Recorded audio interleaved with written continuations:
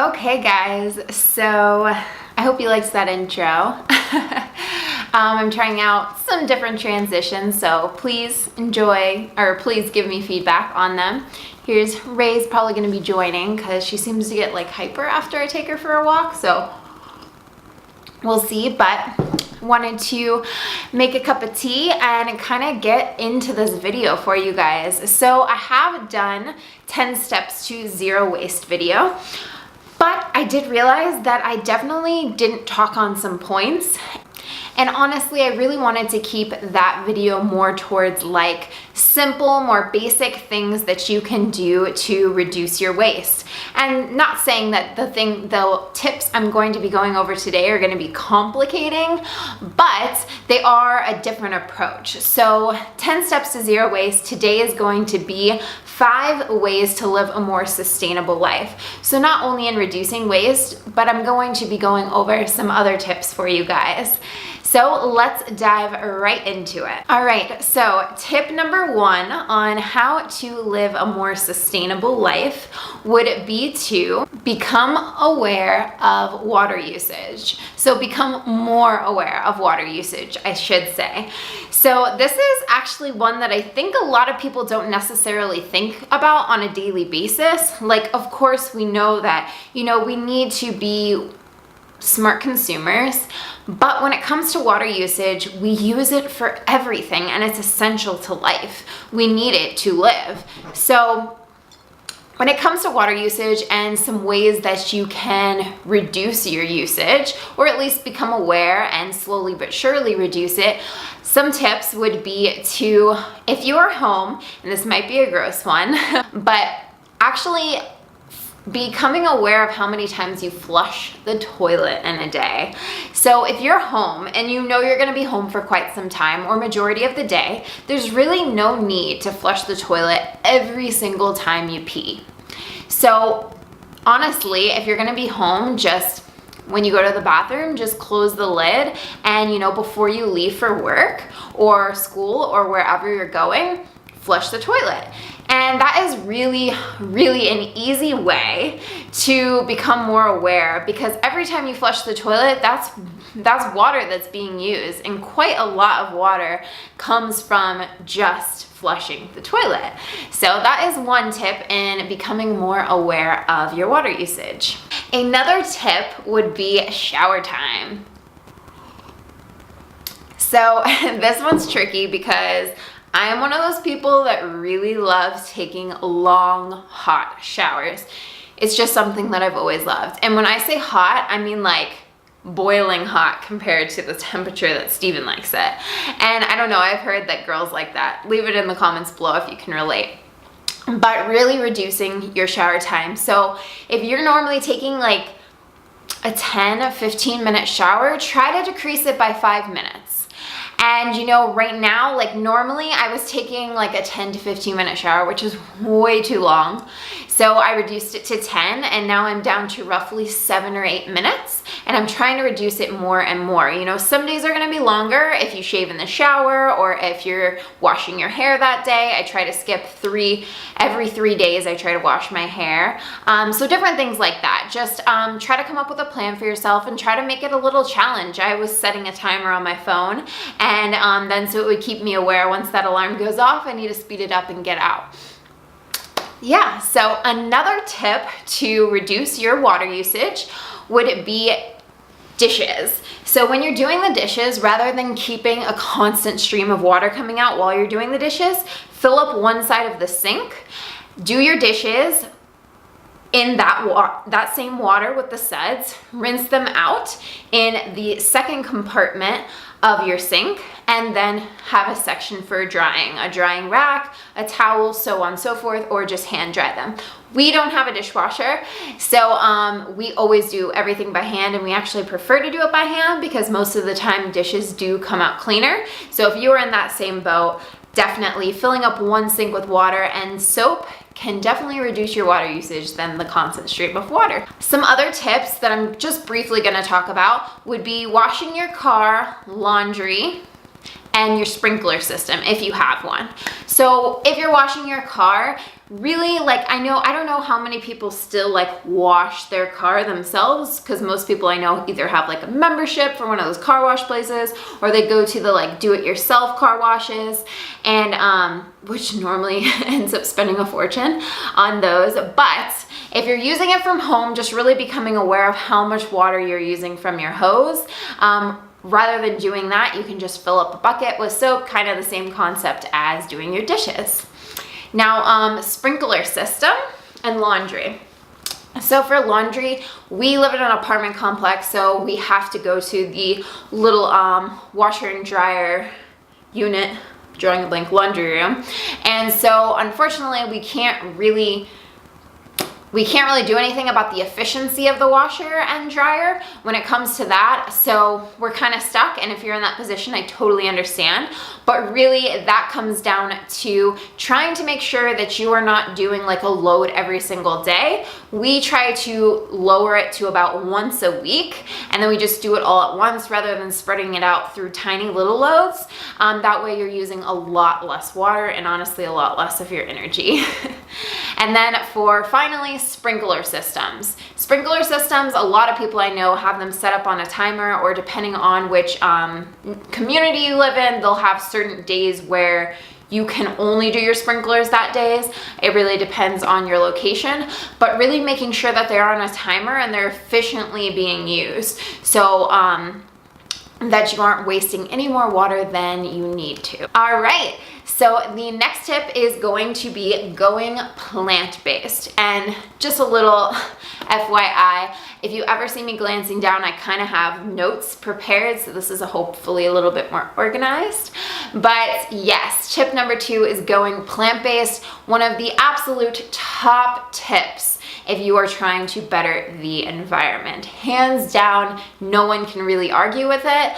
It can be very challenging for many people, but going plant-based or fully vegan or vegetarian, even just reducing your animal intake immediately makes a less of an impact on our planet. So for several reasons. I actually had done a video on my personal page that I should be able to link in the caption down below on some more of the statistics on like the percentages of how cows methane affect the planet and things like that. If you're interested, I will definitely link that in the caption below. Should be able to. But I just briefly wanted to go through kind of a summary of the different ways on how going plant-based, going vegan, vegetarian, reducing animal consumption in general helps the planet.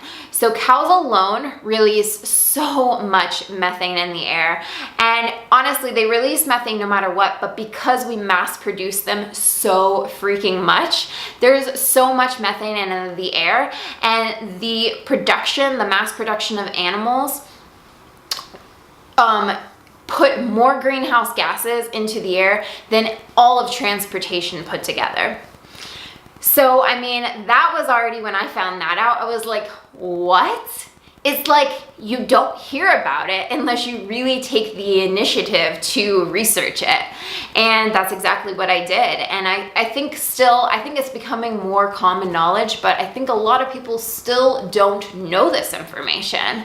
So that's a big one right there. Another huge way that animal production impacts the earth in a negative way is the fact that they need so much land to hold all of these animals.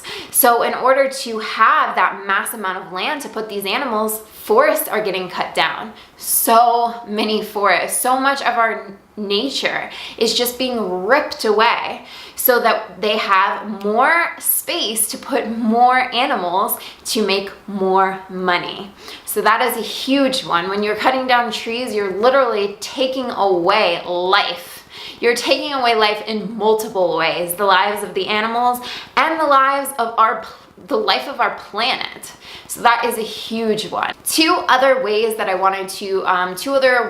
animal production affects our planet would be the mass amount of waste that gets dumped into our lakes, rivers, and streams from the animals. And you know, this isn't only like the pesticides and the herbicides, which obviously is a huge issue, but the waste from the animals, they have to put it somewhere. So it does a lot of the time end up in our lake streams, and you know, this causes an array of issues to our own personal health as well as the environment's. And last but not least, the water consumption that this mass production of animals need. They need the water to survive just like us. But since we have such a large amount of animals that are in constant mass production, they're consuming way too much water. And honestly, taking it away from many of the people that are struggling with consuming water in the first place. There are so many countries that have a lack of water and not enough to survive. And we are sitting here literally using water that we could be using for human beings just so that we can continue to mass produce these animals. So yeah, unfortunately. Okay, that one gets me heated.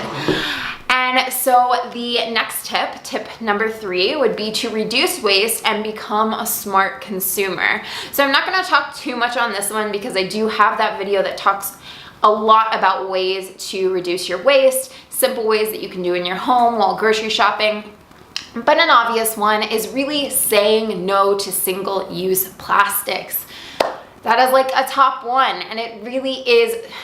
I'm not gonna say it's easy, but it can be done. And if you become more aware of it and you make it a priority, really it becomes easy. So, you know, using reusable bags, shopping in produce and bulk as your 2 main sections.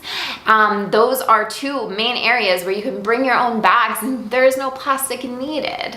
And so many other tips. I'll be linking the video at the end. And becoming a smart consumer. So that is the second part of this tip. And really what I have to say about this is just becoming smarter when it comes to shopping. So when you're buying things, instead of giving your money to support these corporate locations, these corporate chains that are literally only after money, how about you support the local community? Now, how does this have to do with sustainability? Well, when you support the local community, there is less emissions that are going into the air. There is less gas that is being used. There is less coal that is being used for the ships that are going back and forth to deliver these items. So when you're shopping locally, there is just automatically a lot less of an impact that is going on to the planet from the production of that item that you're purchasing. And honestly, it's just really great to support locally. The second thing of the smart consuming would be to shop organically. So shopping organically is huge because no pesticides, GMOs, or herbicides are used on these products. And when those items are not used, they are not being released in the air. They are not being released into our soil and to our planet. And yes, so that is tip number 3. Tip number 4, really super simple one, but I think one that people may not realize that they're doing on a daily basis. So tip number 4 is turn it off. So super blunt and straightforward with that one. But what I really mean is if you are not using it, turn it off. There's no reason for it to be on. Right now, I have the natural light from my one window in my apartment. There is no need for me to have my kitchen light on and my closet light on and my bathroom light on, as well as my computer on. There's just no reason. I'm not using those things. And so honestly, that makes a huge difference, not only on your electric bill, but also on the planet, because we are not using more and more fossil fuels. Obviously, in a lot of cases, it is completely inevitable. Fossil fuels are used for almost everything. But if we can reduce it in any way, why not do it? So not only lights, but also our cars. Rather than sitting in our car and just idling it, turn it off if you're not using it. If you're not using your TV, turn it off. If you're not using your computer, turn it off. So I think that is pretty much what I had to say about that tip. Moving on to tip number 5, the last tip. and that is to give back to our planet. This is so important, and honestly can be done in so many different ways, not only in the other ways that I've talked about, but honestly in getting involved in the community, joining a community garden, growing a garden of your own, composting, and putting nature back into nature so it can then regrow into something else. And honestly, it can be done in just so many different ways. You can plant a tree. Like I said, you can join a community garden. You can even volunteer on beaches or your neighborhood community and offer to do a clean sweep of your neighborhood. Or I know for Earth Day, a lot of the times, depending on where you live, beaches do a meetup with a bunch of volunteers to just clean up all of the trash that gets literally brought onto shore from our oceans. So those are some really easy ways. Another great way, and kind of last tip that I wanted to give on giving back to the planet, would be honestly the simplest way. Say you're going for a walk. You're just going for a nice stroll, and you see, all of this crap on the ground. I'm not saying that you're gonna pick up all of the crap, but become aware of it. Become aware of it, and honestly, pick up what you can. Don't just walk past that paper bag that someone dropped on the ground. It would take you like an extra 2 seconds to pick it up and either put it in a recycling bin or put it in a trash can. It's honestly better than being on the ground and you just walking past it. Honestly, it's things like that are just so simple that really do make a difference, even though they're so small and may seem minuscule to you, but they really do make a difference.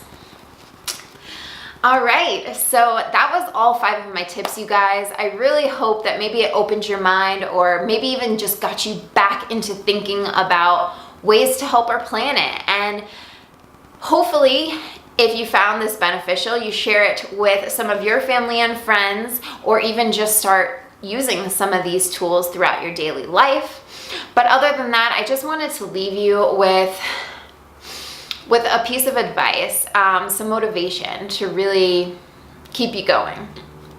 Don't lose hope. Don't lose faith in our planet. Get educated, stay educated, and keep advocating. It's so important. The word only spreads through us, through people talking about it, through people making others aware, much like I'm doing in this video. That is what it takes. That is the most beneficial way, honestly. So you could do all of these things, but if you aren't speaking out about it to the people that are close to you, or just jumping on your stories or making a video, you don't have to do that. But talking to your friends and family, or anyone you can, spread the word. The more the merrier, honestly. And we need so many more people on board caring about our planet. It just saddens me so much when I talk to people and they have just lost all hope and just given up on our planet. This is our home. Yes, we all are going to die one day, but wouldn't we want to leave behind the best planet for our children and for our families to come? It just doesn't make sense to not give a crap. So please don't give up. Please stay hopeful and don't stop advocating. I appreciate it. I support you through it. If you have any questions or you have any other tips that I really missed and should have included in this video, please leave them down below. I would love to get a chat room going. And honestly, please just have an amazing and blessed rest of your week. Oh yeah, and I almost forgot. If you liked this video, please like it, love it, subscribe, comment. I appreciate it all. And thank you so much for taking the time to watch this video today. Love you guys. Bye again.